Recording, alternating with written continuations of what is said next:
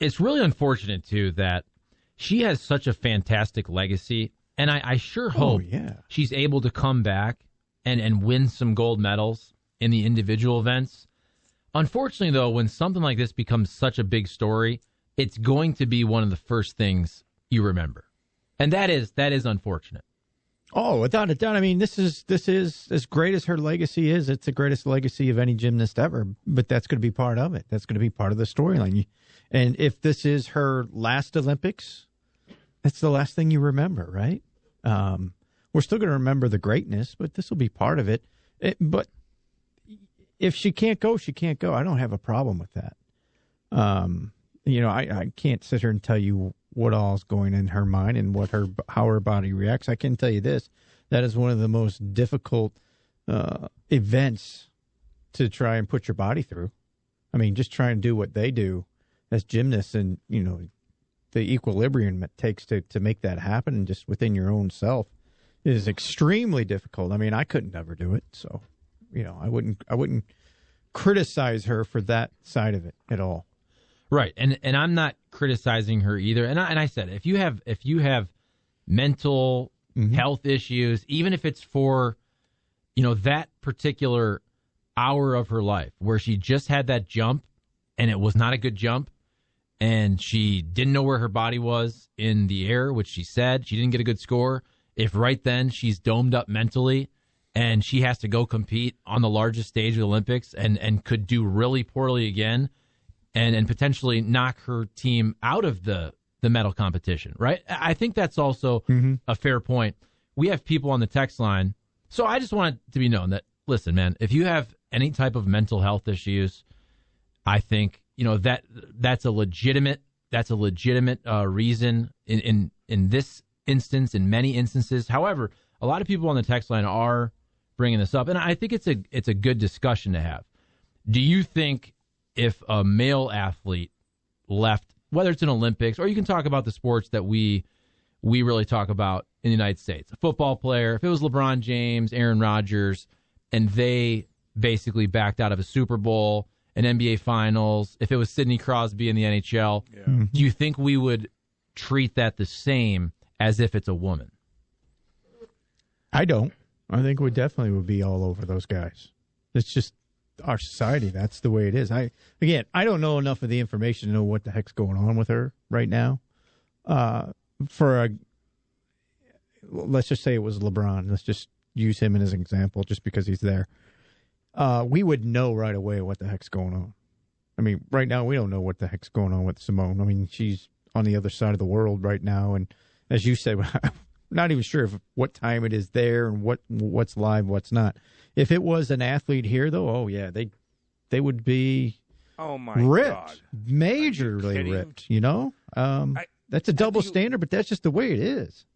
Oh yeah, we're going soft. No way, they would get so. Okay, again, is she?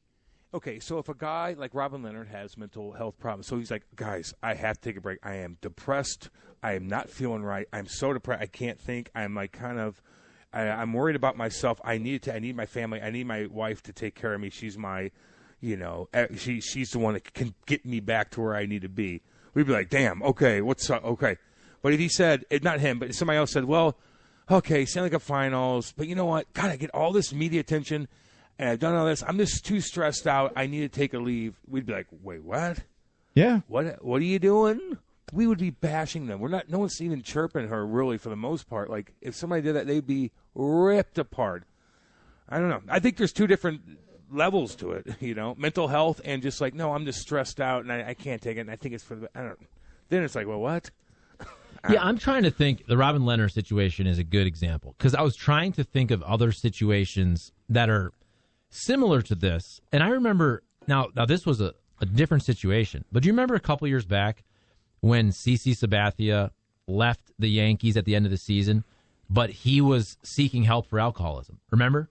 Yeah. Remember that? Okay. And so he left right in the middle, basically, not the middle, it was the end, but of a season where the Yankees are there competing for the playoffs. I'll look up the year because I can't remember. I've seen some guys do that. The year, too, but that's what I'm saying. So again, is that mental? I mean, in a way, if you have an addiction to a substance, but that's a similar situation, I think, in the sense of, even though, look, could he have pitched that final month right? Could he have gone out there as an alcoholic and pitched for the Yankees the last month or so and helped them? Sure.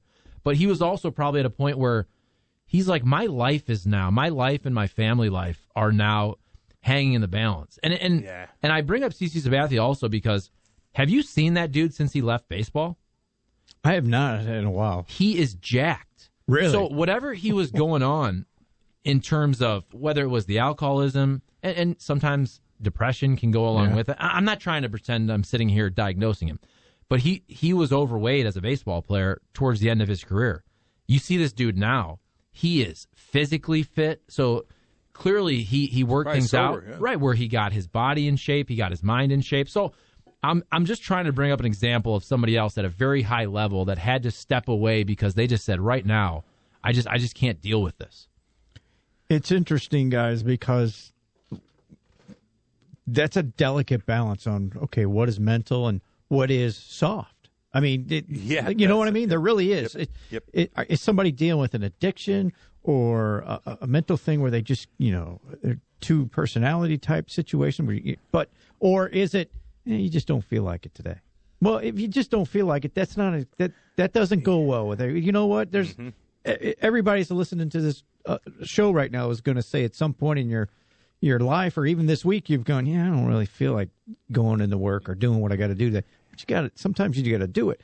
That's different than somebody who's dealing with demons within your mind that you got to deal with. There really is. You got to figure that out. It really is. I think that's a good point. That's a good point, Jimmy. Yeah, and I want that or soft. Yeah. No, I want to get to a hockey player somebody brought up on the text line, but Cam, you earlier we were talking about Kerry Strug, and so go back to that Olympics. I don't know if anybody watched that Larry Nassar. There was a Larry Nassar documentary, and it also got into everything with Bella Caroli and the family that was basically the coach of the U.S. gymnastics program for years and years and years. And I also think that how we talk about whether it's injury or playing hurt, that's evolved over time. Because think about this. The Kerry Strug moment, which is an amazing sports moment, right? Yeah. She was hobbled. She did that vault. She landed. I mean, you could see the pain on her face, and she landed it, and they won the gold medal. And then everything after that, I mean, she was America's darling. Still is to this day. We were joking about Chris Kattan on SNL doing the Kerry Strug voice and all the different skits, and she was an absolute hero. So, and what year was that? Was that 96-ish? Whatever it was, I'll look it up. But if that happens now, they get, and maybe they should have been then, but they get destroyed for telling an athlete to go out there hurt and risk further health risk to their body by making that vault. Don't you think? 25 years later, if she goes out there hobbled with social media, think about the way we talk about... If she fails, yes. Okay, but even the run-up, as she's going out there, I promise you, the conversation, whether it was on the broadcast, on social media, is you are putting this woman in a bad spot because she's hurt. We complain about bullpen usage with Genesis Cabrera if we think Alex Reyes and Gio Gallegos are used too much, let alone That's if you baseball, saw... Though. Okay, but let alone... Okay, football players. Football players that they get their bell rung. Back in the day, you went to the bench, you got smelling salts, you go right back in. Now there's 5 million replays. There's 5 million replays. You can see these quarterbacks stumbling, falling down. You put that guy back in the game, and you're going to get destroyed, rightfully so. So I'm saying if Kerry Strug happened now, I just think the narrative around that, I don't even know if she'd be allowed to make the vault. Oh, imagine she... Well, you do get a point on that because if she... it's all built up like it's a Cinderella story where you look, just like the hobbling guy. Hockey's different, football's different, dude. Those guys are going hitting helmet to helmet, and they're getting rocked like they need to get out of the damn game. Head injuries are different, I guess, but if that happened now, and she went out there and it was 96. She was 96. So if she was banged up and she went and she did it, and then she hit it and her ankle cracked like Conor McGregor, and she hit her head and tumbled, they would be in so much trouble, right? I mean, it would be all hell. Anybody in charge will be fired. But where's the immediately. balance then, Jimmy? Like, how do you risk being a hero that's and why, being a badass? I don't know. That's why I say it depends on what the result is. If she goes out and has the same result, she overcame adversity. Yeah, that's really what it is. But if she fails and, like you said, Cam, she gets hurt and injured even more, dude, the people in charge they're done. That's just the way that goes. Unfortunately, somebody's got to be the person in charge, and that's the responsibility of having that position. Whether you like it or not, it really is. It's similar to, I'm guessing, a medical doctor for any sports team, especially when you talk about, let's say, a head injury. Well, we really need this guy. He says he wants to play through it. Yeah, but if you're the doctor and he's not right, you have to be the adult, if you will, or the person in charge and go, yeah, but I'm not letting him go back in there. He's not right. He can't go back in there. Or if it was 20 years ago, okay, if he's ready, he says he's good, let him go. I mean, that's the way it was.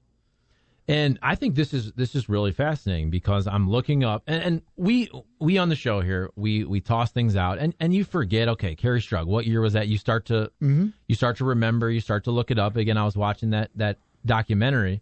Okay, so look, this is from Wikipedia, but it's all sourced here. So in the time interval between Strug's 2 vaults, she asked, quote, "Do we need this?" Bella Caroli replied, quote, "Kerry, we need you to go one more time. We need you one more time for the gold. You can do it. You better do it." End quote. She goes and she makes the vault. John Tesh actually was broadcasting. How about that? He says, Kerry Strug is hurt. She is hurt badly. Now, here's something that I totally forgot about. Now, just so people know. So, Caroli carried her onto the podium. We remember that picture and video. Mm-hmm. After which she was treated at a hospital for a 3rd-degree lateral sprain and tendon damage. Here's what I forgot about this, and I think a lot of people probably did too. Due to her injury, she was unable to compete in the individual all-around competition and event finals, despite having qualified for both. So Dominique Moceanu was chosen to take her place in the all-around. Dominique Dawes took her place in the floor final, and Shannon Miller took her place in the vault final. So it's, in a way, it's a similar type situation. Now, we don't know, but let's say, and it's a hypothetical, let's say Simone Biles went there, she's not in the right headspace, okay? She doesn't perform well. She's trying to help her team. She falls, she hurts herself. She's not able to participate in the individuals. Now, we'll see if Simone Biles does. I don't know. Right, She may opt out of that. But I think it's a good example because Kerry Strug, who should be looked upon as an All-American hero, she sacrificed herself and her own individual events for the team, and there's a lot of honor in that, truly. But also, I mean, she did sacrifice her shot at the individuals, and that's something that shouldn't be forgotten. And because she went and made that vault, she was unable to go forward. Was she able to go forward anyway with the injury, you think? Well, I mean, at that point, maybe she wouldn't. I don't know if that final vault and then it was leaves it up to you then. The last part. And then sometimes, you know what? Sometimes when you're an Olympic athlete, you're a pro athlete, you work your ass off since you're just a kid to make it where you made it. You go through all these ups and downs. You've gone through injuries, and you accept it sometimes. And sometimes, and not these cases, but sometimes you got to balance, like, should I risk trying to be the hero to make myself and hurt my body and hurt maybe people get fired or whatever, all the drama, or do I just take it and be like, you know what, I've done it. I'm just going to risk it. Let's go. Like, that's up to the athlete too. Like, I don't know. And it depends. Like, so I'll give you an example. Conor McGregor, he was hurt, man, like, no doubt. And he's like, he could have backed out. It would have caused all kinds of weird different things. He would have got chirped or whatever. He's like, no, I'm going to go in there, and he just gets his ass kicked, and he hurts himself even more just to do it. I know he got paid and all that stuff. I don't know. Sometimes it's up to the athlete sometimes, but certainly people are going to get fired if you get hurt, man. It is what it is. Okay, couple good examples from the text line. See, I chirp the text line, but often they provide us with content. All right, first one. This one is not as serious, but 618 says Dennis Rodman left the Bulls for a stint. Remember, you're watching The Last Dance. Now is that mental health? To Vegas? Okay, is that mental health? That was I don't know how you want to basically describe that, but this man basically said for me to participate and be really good at basketball, Phil Jackson, for you and for us to win a championship, you need me. You have to let me leave the team and party and drink and do God knows what with Carmen Electra. And then you forget that they actually had to go get him and bring him back. So is that the same? No, but it's a dude leaving his team to clear his head for whatever gosh dang reason to come back and help them win a championship. It was a clear his head to fog his head. There you go. Yeah. Sometimes for some guys, you need the fog. Yeah. No, you don't. You never need it, Charlie. That's the stupidest thing in the world. Okay, Cam. That's the dumbest thing ever. But there are, you know this, there are a million athletes that said, and it's not like they want other people to do this, but they said whatever they were doing off the field, off the ice, off the court, they know it's wrong, right? But they, for whatever reason, thought they could not be their best selves on the field, ice, and court without doing that stuff off the court. I'm not saying that's right, but they convinced themselves in their brain. I get sometimes. You got to take advantage of the moment and whatever. And sometimes you do feel like you play better because you're playing guilty, but your head's not there. Like we talk about science all the time. That does not help you. Like you slow down when you're partying like that. No matter what, you can't. That is so obvious. So when people say that, he's probably better off just being pissy and moany and sitting in his hotel, and all of a sudden he's still free. I don't know. It's so ridiculous. That in itself, he's in a different category one way or the other when you evaluate things. Like he just is. I said that was a bad example. Here's a couple more. Remember Khalil Green? Yes. Khalil Green comes to the Cardinals, shortstop coming over from the Padres. He would do harm to himself. And he was harming himself. Yes. Where he was so mad at himself. And you have other people who do the whole cutting, right? Where they need to inflict pain on themselves, and they do that. You heard the stories about Khalil Green, where he would take his fist and he would grind it in the dirt to a point where he would bleed, and that's how he would cope. So different people cope with their mental issues different ways. And then on the text line, Cam, how about Patrick Berglund? This is from Fish from the 314. What about Patrick Berglund? Everybody kind of ripped him for what he was dealing with, right? Absolutely, and he was dealing with some stuff, and he's still dealing with a lot of stuff over in Sweden now. But yeah, like and that's different. But no one feel. I don't. You know, he had it pretty good here. I mean, he really did, and he just. I don't think he could have handled the different atmosphere in Buffalo. And yeah, I feel bad for him. I love Berg. He's an awesome guy, but he's going through a bunch of different things right now. But sometimes that could all catch up to you too. You're in a fantasy land and you get used to it, and all of a sudden you go through a little bit of, I don't know, adversity, and then you don't know how to cope with it. And it's like, well, you got to cope with it. Yeah, and that's well, real quick. My point is, so when Patrick Berglund, when you had the stories, and Andrew Strickland did the interview with him, right, where he gets traded and he goes to Buffalo and he leaves hockey and he leaves that contract, and us normal working class folks are like, how on earth do you leave that money on the table? And so my overall point is, if you have all the fame and the money and the looks in the world, right, it doesn't matter if in your brain you're not happy. I mean, Patrick Berglund, on paper, you looked at the dude and you said, this dude has the world by the you-know-what. And yet, despite NHL career, I mean, he looks like a freaking model, millions of dollars, he still wasn't happy. And that's where all of those things, it doesn't matter if you're not happy in your own head. Yeah, I know. No, man, I get it, dude. I wasn't happy. I just, yeah, it's a weird situation. Everybody's different, and everybody copes with it. And there's a balance between you have to get help and stop, and just you have to be kind of tougher too. You know, there's just a balance. Everybody's different, so it's hard to judge. Everyone, is a different situation. So I don't know. You guys know what I went through, and I just feel a little different. Like a lot of people would have just stopped and I just sucked it up, and I went through it, and I had help, but it was hardcore, and I don't know. So I just have a little bit different mindset on this whole thing. But again, there is a balance to it. How about Hockey Bob? Hockey Bob says, hot too. Happiness comes from the heart, not the mind. Oh my word! True happiness. Oh, thank you, Hockey Bob. Thank you. Listen to this. Hockey Bob is a prophet. Sometimes no, I would say. He's a philosopher. A poet. He's like Socrates today. He says, Hockey Bob says, I have never ever woken up and thought to myself, I just don't want or feel like going to work. That is the definition of being happy all the time. You know what? He's absolutely right. How many people can say that? I can't say that.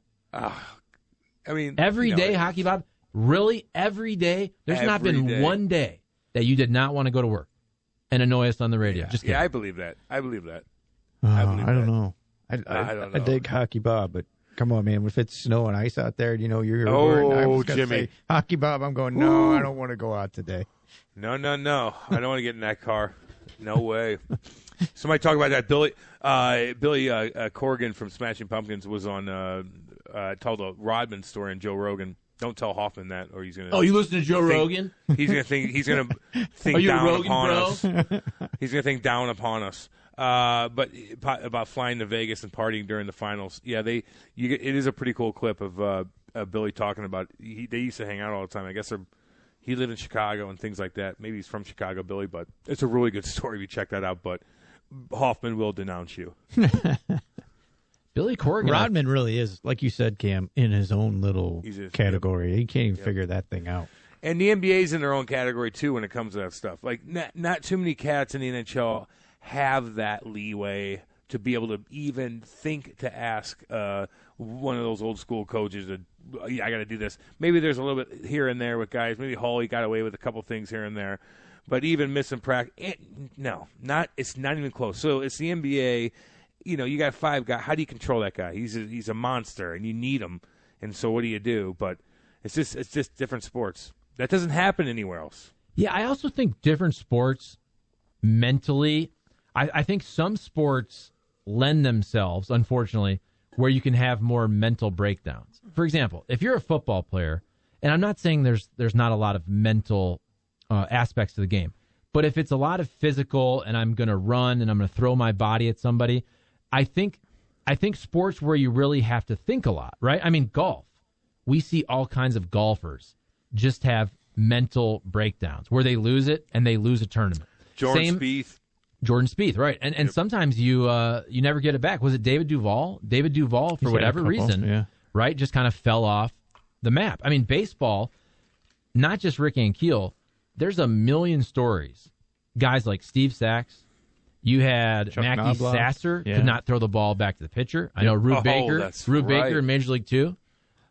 Based on some of these types of stories, Jared Saltalamacchia had the same situation where if a dude is stealing a base, you could throw that guy out because you just reacted. But if you had to think about throwing the ball back to the pitcher, they could not do it. Guys like Sasser, Jared Saltalamacchia, you mentioned Chuck Knobloch, Steve Sachs. I'm going to look all that up on honestly, they just had what they called the yips. You know else had it? Remember Coco Crisp? Coco Crisp is a Cardinals farmhand. And the reason I bring this up is if you're Rick Ankiel, okay, when you're on the mound and you have to throw the baseball to a box that's about a foot box, right? You need to throw with pinpoint control. That's where you need to think about your target. Okay, now you want your mechanics to be effortless, and that's how you throw strikes.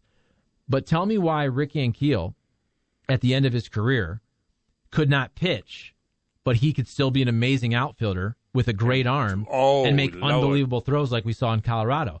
Because when you're an outfielder, you can just release your athleticism. You just throw the baseball as hard as you want, and if it bounces, it's fine. If you throw the ball on a bounce to third base, right, you can still get the guy out. Now, a lot of his throws were on a line, but still, for whatever reason, I mean, his arm could still throw 95 miles an hour, but he couldn't use that arm as a weapon on the mound. Yet, if he goes out there in left field, he can still uncork some of the greatest throws we've ever seen because it was different mentally. It was amazing, yeah. It's if somebody could come up with the psychological reasons for that, man, they it's not so much unleash a lot of bad things. It's like getting a breakaway during a game 5-on-5 where guys chasing you, have the puck, and all of a sudden you make an awesome move. You're like, whoa, where'd that come from? And you're like, well, how did I do that? And then you talk so many guys, like some fourth line guys would get like Brian Rasmussen and some guys I play with, they make these great plays where they just get a breakaway and there's guys on them, but there's no pressure, and he just comes in and makes a great move. But if he took a penalty shot and everybody's away and they're looking at you and you're like, what do I do? And I'm just going to, you're going to toe pick or whatever the case. There's just different kind of pressure in different kind of situations, and it's weird how that works. But yeah, if you're in a game, like even if I did like a fantasy camp, and you get a breakaway during that, and you're like, boom, it's easier because it's a different kind of feel. But then you do a shootout afterwards, and I go out there and the puck stops because of the ice, and then I toe pick and I fall, and everybody laughs at me, and it's a different kind of pressure. Very bizarre. Here's another good example I just thought of very recently. Ben Simmons. Ben Simmons is an amazing basketball player. He's got everything, the height, the athleticism. He can't shoot. But here's the thing. It got to be such a storyline where we know, okay, is he going to shoot threes? No. Everybody gave him any shot he wanted, not just a three in the playoffs. They would let him shoot from the free throw line. It got in his own head so much. You remember the one play where Ben Simmons was under the basket and had a layup? It was so much in his own head, because I get it. If you don't think you're going to be able to shoot a three, you're going to airball it, okay. Even an elbow jumper, same deal. It got so much in Ben Simmons' head that he had an open look under the basket, a layup, the thing that any NBA player should be able to stand under the basket and make 500 layups in a row.